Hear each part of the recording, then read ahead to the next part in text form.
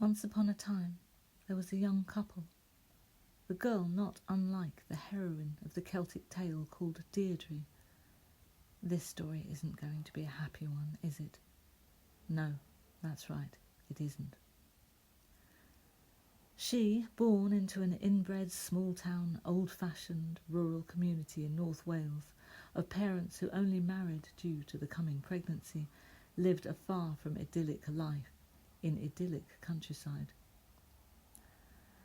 Rural poverty was present, as was the stark contrast between the fancy second homes of the English and the only homes of the locals. Her father didn't know his own father, and so when he used to beat his son, her brother, with his belt, he used to shout, "At least you know who your father was!" Not a cause for much rejoicing under the circumstances, one imagines. So this girl lived almost in two worlds. One world, the world of the women gathering the corn, the agriculture and customs of what elsewhere belonged to a former age, and where the first language wasn't English, knowing some who never spoke English or hardly could.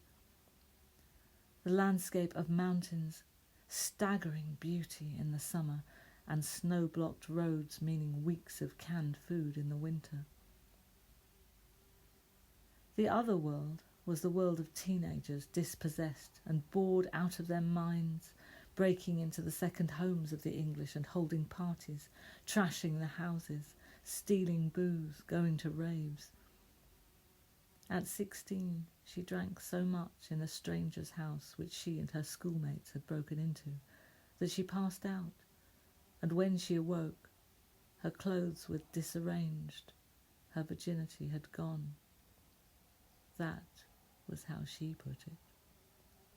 She was so shocked that she lost literally all power of speech for a month. Her best friend from school, another girl, was the sort to take her out and get her drunk, and before she knew it, she was waking up in Leicester Royal Infirmary, needing surgery to replace the teeth that had been knocked out.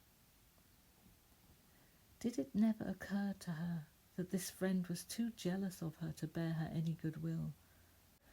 She didn't have close male friends anymore, because they appeared to be after one thing.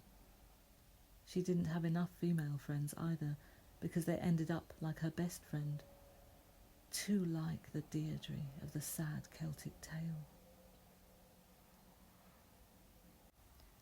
When she did marry, it was as a result of her parents' nagging.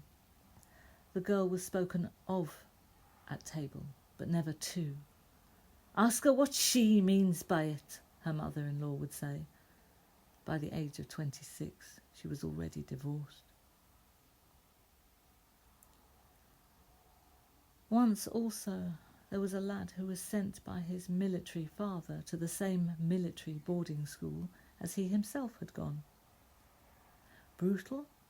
Well, one child was glued to a wall by his private parts. The boy himself had his jaw broken. It was a school that made staying on for A-levels out of the question. He ran away and became a Rhodes protester, traveller, drug taker. The gangs of Manchester had run-ins with gangs which he was in, and one night he watched as a friend had all his front teeth smashed out on a ceramic sink while they held his head by the hair. Trouble with the police? For a caring and harmless, tall, dreadlocked boy, yes. Over drugs, gangs, then some close friends of his who had children of their own by now. The police came for them, and he looked after those children while they fled until they could reclaim them and run away to Ireland.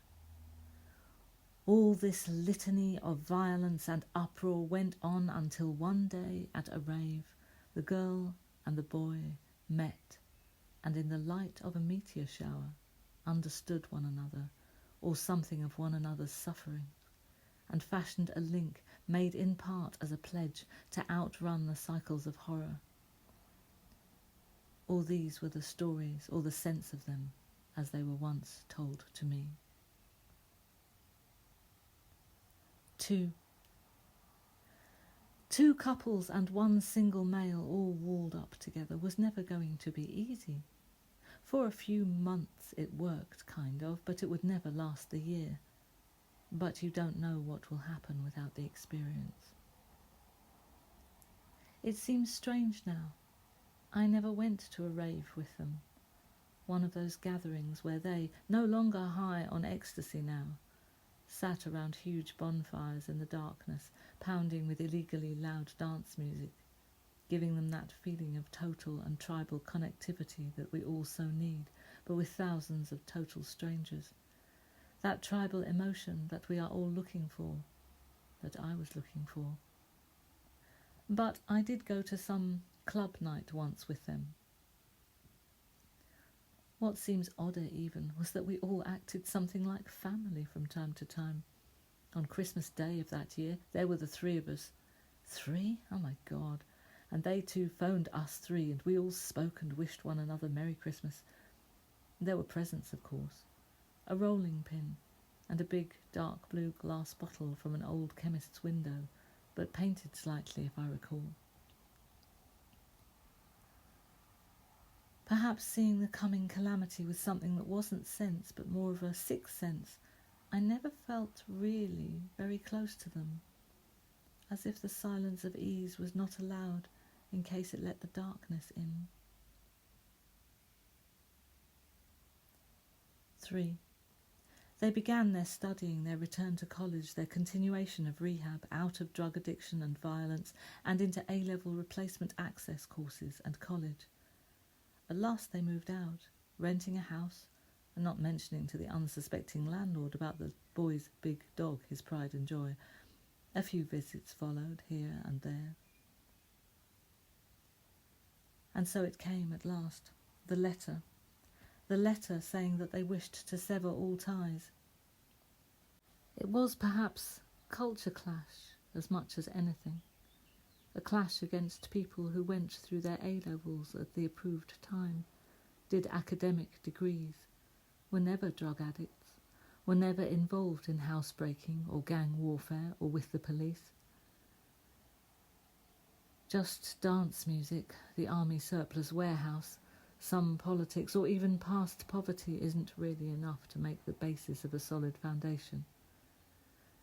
And he, the 5th of the party, the snake in the grass with the snake on his wrist, ensuring mistrust and misunderstanding everywhere at every opportunity, sowing and spreading discord as he had always done, as his mother had done before him, he also was part of that end.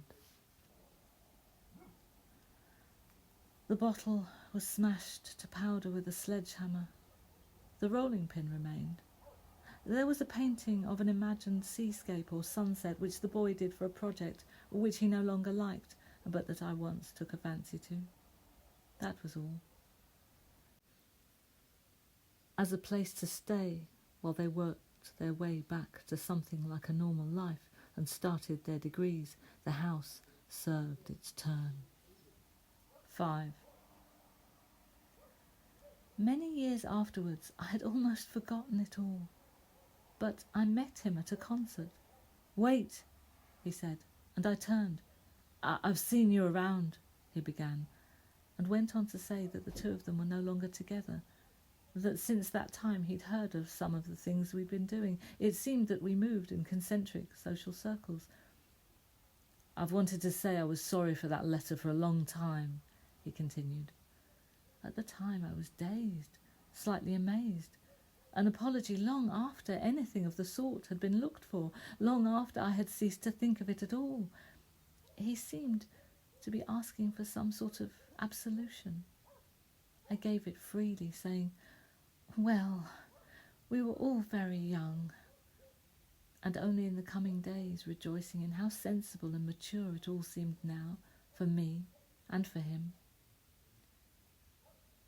2 years later, we started bumping into him at festivals.